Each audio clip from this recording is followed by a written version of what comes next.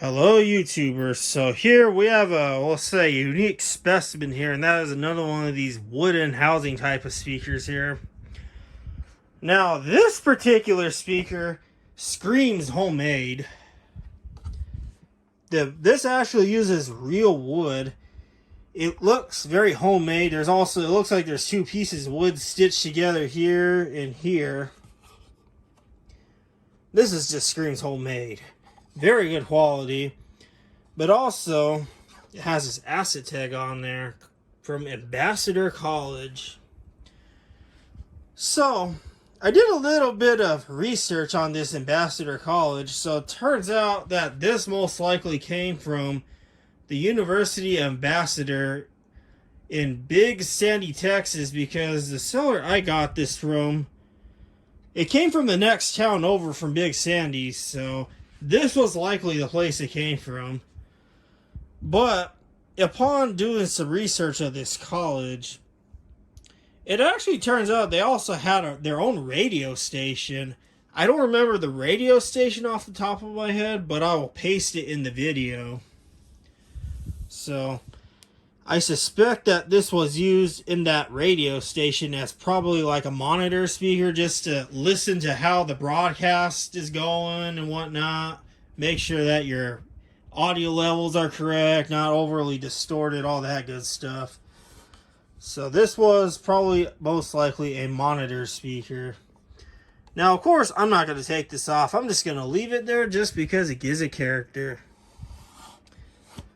This is just very well made. Now, this gray stuff you see here, I actually added this in there because the wood glue on this was just too far gone. This side started kind of coming off, so I didn't have any wood glue, so I just used the next best alternative called JB Weld. I went to town, and yes, I know you're supposed to use wood glue, but I'm just using materials that I had over here type of deal, so don't have to go and run to Home Depot and get more wood glue just to have it dry out from the summer heat here in Arizona. Now the front here has got this typical, we'll say, woven type of, let's say, cloth material, just like what you find on like with these Rowlands here, for example, or this Duquesne up above. Same material, very good shape. So I don't know, who knows, maybe this came off another speaker and they just didn't like the housing on it, or the housing was just rotted away, so they just stuck this onto here. But whoever made this, very well made. Looked like someone added this volume control, obviously to probably turn the speaker off or turn it all the way down when there's a whenever there's a radio show or something live. I don't know. They probably just turn it off like that, and then when they want to listen to it, just turn it back up. I don't have this connected. It's just disconnected off to the side here. Now, as far as the speaker driver goes, this speaker driver is not original. I actually had to replace the old speaker driver on this because, well, the old one was sadly very destroyed.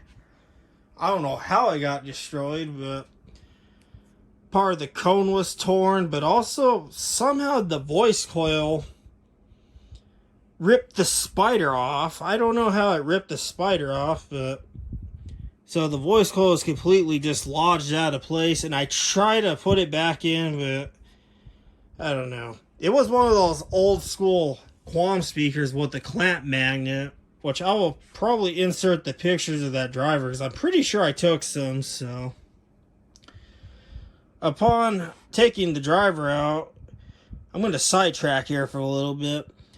So those of you that are curious about those clamp style magnets, yes, I took the two screws out because I wanted to see what would happen if you took them out.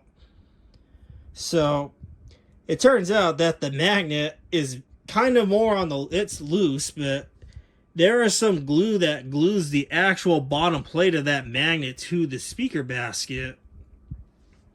So what happens is that, especially since the glue ages, it doesn't really stick really well anymore. The magnet's more prone of sliding around.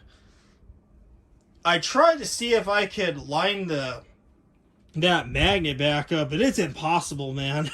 It just sticks pretty well to the actual speaker basket. It sticks really well because obviously the power, the magnetic fields and all that from the magnet. And there's that little middle shaft, I'll call it, of the back plate here that sticks out from the inside that lines up with the voice coil.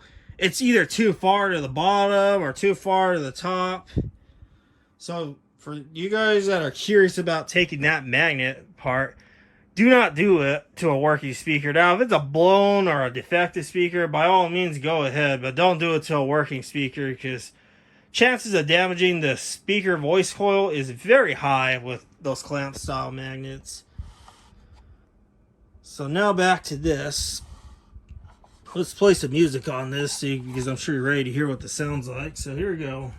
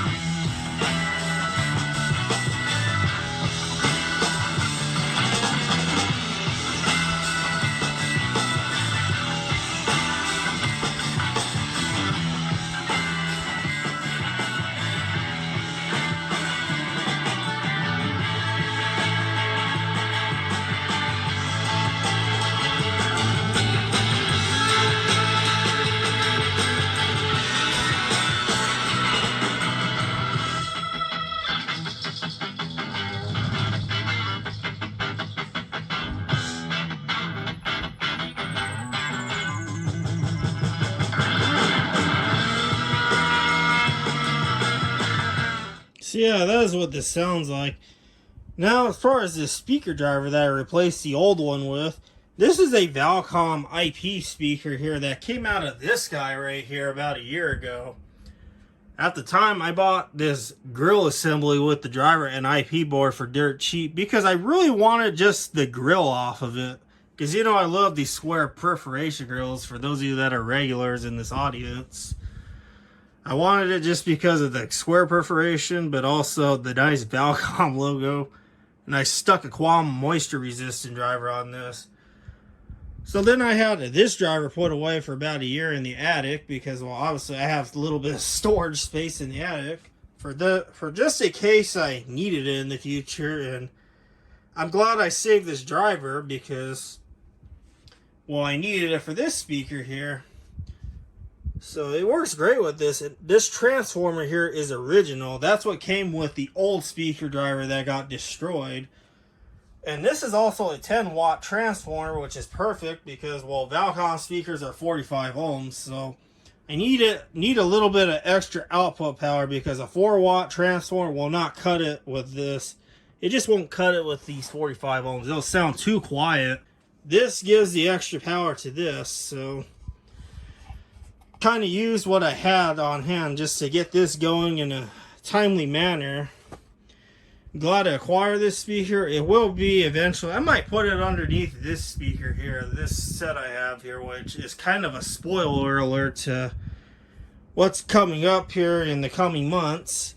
There will be an update video probably around Christmas for those of you that are curious. Right now it's about to be October, so as far as real life content goes, I think Robbie Stanton, if I remember correctly, made a request for me to play some Michael Jackson Thriller on this speaker, so you will get, your request will be fulfilled.